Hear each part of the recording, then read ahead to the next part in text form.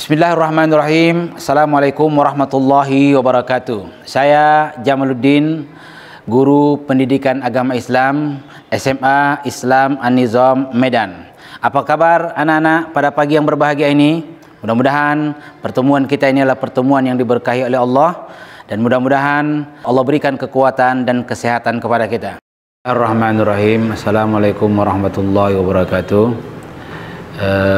Alhamdulillah, anak-anak, insyaallah kita bertemu lagi dalam pelajaran pembahasan yang baru, yaitu terkait dengan sejarah Rasulullah SAW. Nah, bahwa sejarah Rasulullah SAW, sebelum sampai ke sana kita ingin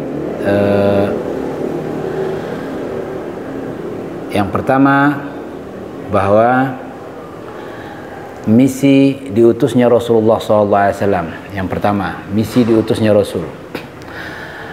Rasul diutus ke permukaan bumi ini dengan misi ilahi. Misi ilahi. Yang pertama, untuk menyempurnakan akhlak manusia.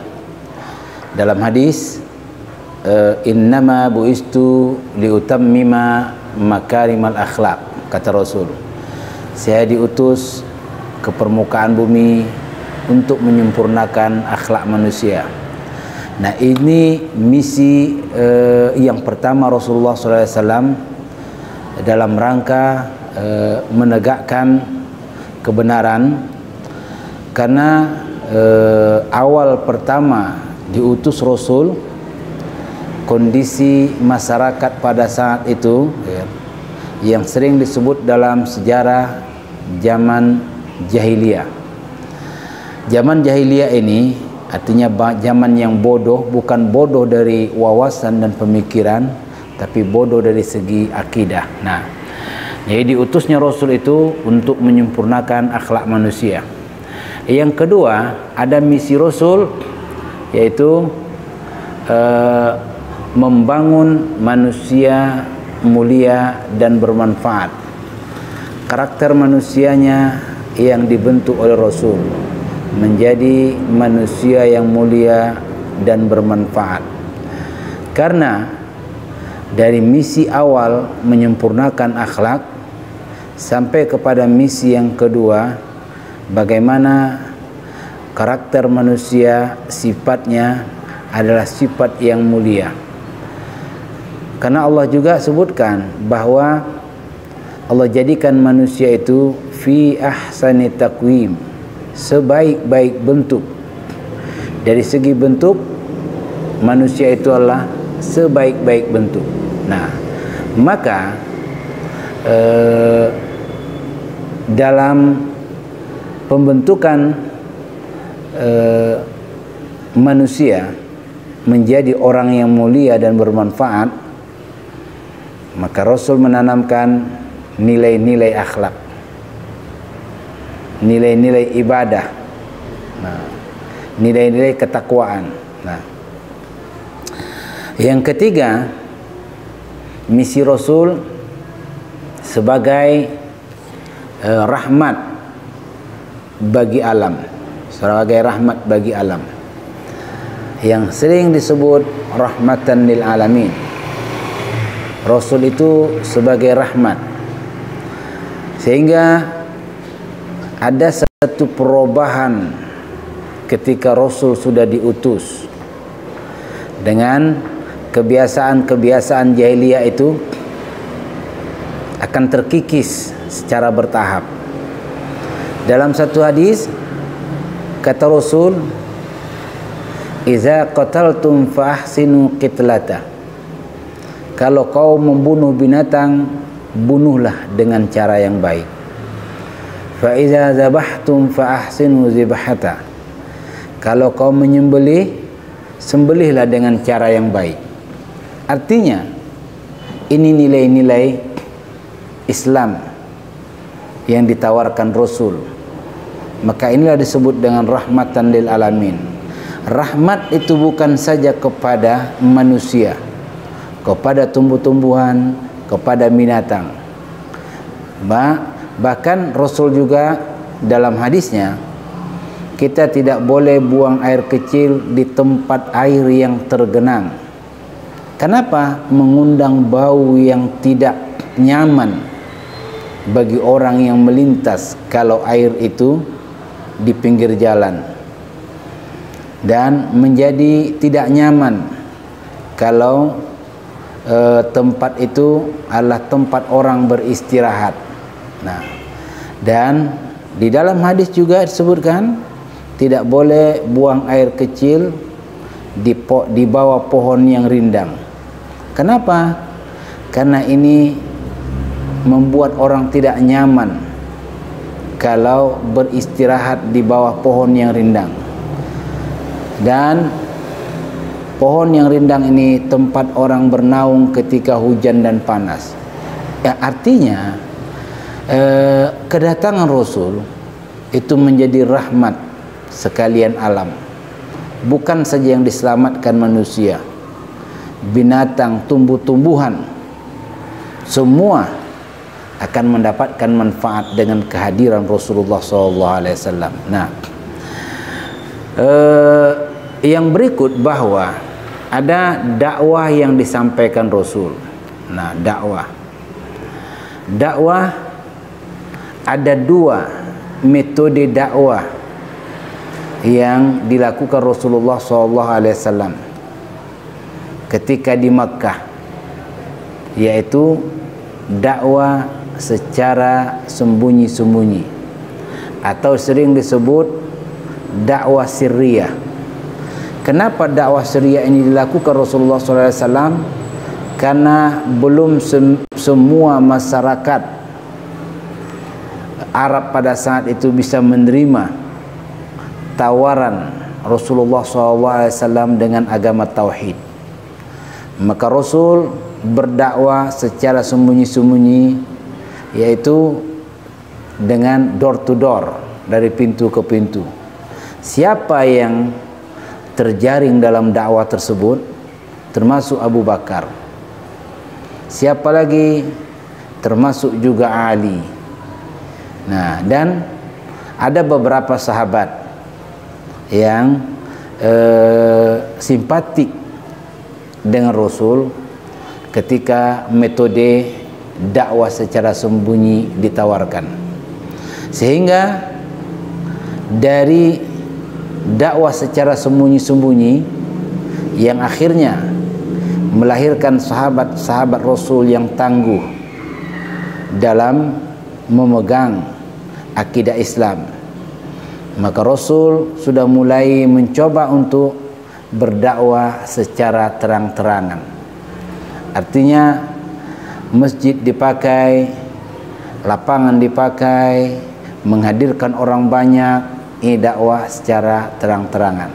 Dan dua metode yang ditawarkan Rasul kepada bangsa Arab pada saat itu, maka metode pertama inilah yang melahirkan metode yang kedua, yaitu berdakwah secara terang-terangan. Nah, dan dengan dakwah Rasul ini juga lah sampai nilai-nilai Islam kepada generasi, sampai ke generasi kita. Nah, ini dakwah Rasulullah SAW.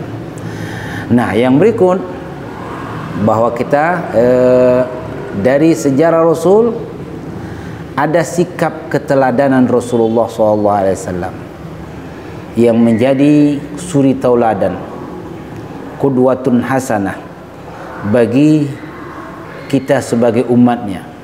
Laqad kana lakum fi Rasulillahi uswatun hasanah, bahwa kepribadian Rasul itu menjadi suri tauladan, contoh yang baik. Tidak ada sosok manusia di permukaan bumi yang bisa menjadi qudwah, suri tauladan, kecuali Rasulullah SAW. Maka beliau ini adalah manusia yang teristimewa, yang diistimewakan oleh penduduk langit, juga diistimewakan oleh penduduk bumi. Nah, Apa sikap teladan? Yang pertama, memiliki jiwa yang tangguh.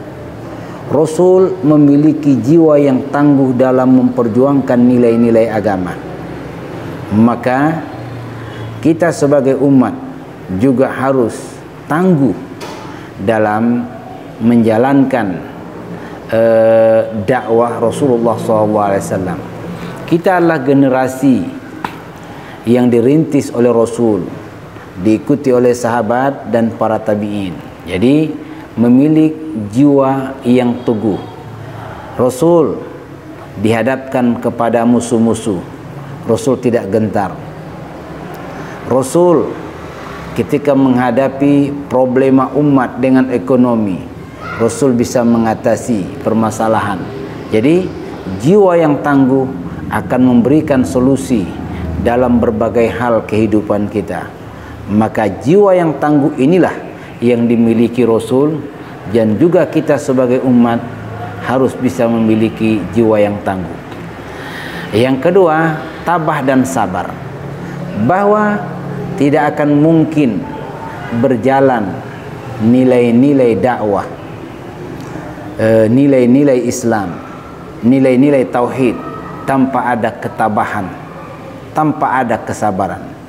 Tabah dalam berbagai ujian, sabar dalam menghadapi tantangan. Nah, sehingga tabah dan sabar ini menjadi satu modal dalam mengembangkan dakwah Rasulullah SAW. Tabah dan sabar ini adalah salah satu bahagian daripada sifat Rasulullah SAW. Yang ketiga, ada bijaksana. Rasul manusia yang bijaksana dalam mengatasi problema hidup masyarakat. Semua bisa diatasi Rasul. Ketika sejarah bahwa Hajarul Aswad ketika terjadi banjir yang menerpa kota Mekah, maka Hajar Aswad itu berpindah tempatnya. Maka pembesar-pembesar Arab pada saat itu ingin mengangkat Hajar Aswad ke tempatnya. Tapi pembesar pada saat itu memiliki kelompok-kelompok pada saat itu memiliki para pembesar, dan kelompok-kelompok ini juga terbagi dalam hitung yang besar, yaitu apa? Ada 4 kelompok yang terbesar. Ternyata semua berkeinginan. Mana mungkin yang mau diangkat satu tapi yang berkumpul lebih dari satu, semua berkeinginan. Maka kesepakatan mereka, siapa yang pertama kali masuk ke masjid, maka dialah yang kita jadikan hakim. Ternyata keesokan harinya Rasulullah SAW yang pertama kali masuk ke masjid. Maka mereka sepakat untuk memutuskan tentang Hajar Aswad ini adalah Rasulullah SAW, karena dia yang pertama kali masuk ke masjid. Nah, bagaimana dilakukan Rasul? Bagaimana trik dan cara untuk mengatasi 4 kelompok yang terbesar, semua ingin berambisi untuk mengangkat Hajar Aswad. Ternyata Rasul membentangkan sorbannya, dan Rasul mengangkatkan batu tersebut di atas sorban. Jadi ada 4 pembesar memegang ujung daripada ini sorban Rasulullah SAW. Maka diangkat, diletakkan Rasul di tempatnya. Subhanallah, ide yang cemerlang yang bisa mengatasi permasalahan ketika permasalahan ada di hadapan mata. Itulah kebijaksanaan Rasulullah SAW. Yang keempat, Rasul memiliki akhlak yang mulia. Akhlak yang mulia. Ada 124.000 yang diutus Nabi ke permukaan bumi. Ada 315 Rasul. Ada 25 Nabi dan Rasul yang wajib kita ketahui. Ada 5 Nabi dan Rasul yang disebut dengan ulul azmi. Musa, Isa, Nabi Muhammad, Nabi Nuh, inilah nabi-nabi yang disebut dengan ulul azmi. yang teristimewa. Maka di antara 5 ada yang diistimewakan lagi 2, Nabi Ibrahim dan Nabi Muhammad. Dan di antara 2 diistimewakan Rasulullah SAW. Wa innaka la'ala khuluqin azim. Rasul memiliki akhlak yang mulia. Rasul memiliki akhlak yang mulia. Subhanallah. Nah, ternyata inilah akhlak Rasulullah SAW. Yang kelima, Rasul tegas dalam bersikap. Nah, asyiddau al kufar ruhama'u bainahum. Tegas terhadap musuh. Rasa kasih sayang kepada di antara orang muslim. Inilah sifat Rasul, ketegasan. Dengan sifat tegas Rasulullah SAW, itulah terbina sahabat. Di antara yang Khalifatul Rasyidin yang tegas itu adalah Umarul Khattab. Maka terkumpul yang 4 yang dermawannya, yang ahli pakar ilmunya. Tapi Rasulullah yang melahirkan manusia yang tegas pada saat itu. Dan inilah sifat dari Rasulullah SAW, manusia tegas. Yang terakhir ke-6, bertawakal kepada Allah. Maka tidak ada jalan dalam hidup ini. Usaha sudah dilakukan, doa sudah dilantunkan. Maka apa? Bertawakal kepada Allah, pasrah kepada Allah dalam berbagai hal dalam kehidupan kita. Karena kita tidak akan bisa menggantungkan harapan-harapan kepada manusia, tapi ketergantungan harapan itu hanya kepada Allah. Dan tak akan mungkin Allah memberikan dan mengabulkan harapan tersebut tanpa ada nilai takwa, tawakal kepada Allah Subhanahu wa taala. Jadi bertawakal kepada Allah. Tidak ada pilihan lain dalam hidup ini. Hanya menghadapkan diri kepada Allah, menjadi orang-orang yang baik. Nah, anak-anak kami, bahwa materi singkat tentang sejarah Rasulullah SAW ini bisa kita perluas, kita perkaya kembali dengan referensi kita. Yang pasti tema yang singkat ini bisa memberikan manfaat kepada kita dalam rangka membentuk akhlak kita, kepribadian kita menjadi orang-orang yang baik, orang-orang yang taat, orang-orang yang beramal beribadah. Mudah-mudahan ada manfaat kepada kita, dan mudah-mudahan kita bertemu dalam pembahasan yang lain. Nah, lebih dan alhamdulillah, demikian video pembelajaran kita hari ini. Insyaallah kita akan ketemu dalam video pembelajaran berikutnya. Jangan lupa like, comment, and share. SMA Islam Anijom, unggul, cerdas, Islami. Assalamualaikum warahmatullahi wabarakatuh.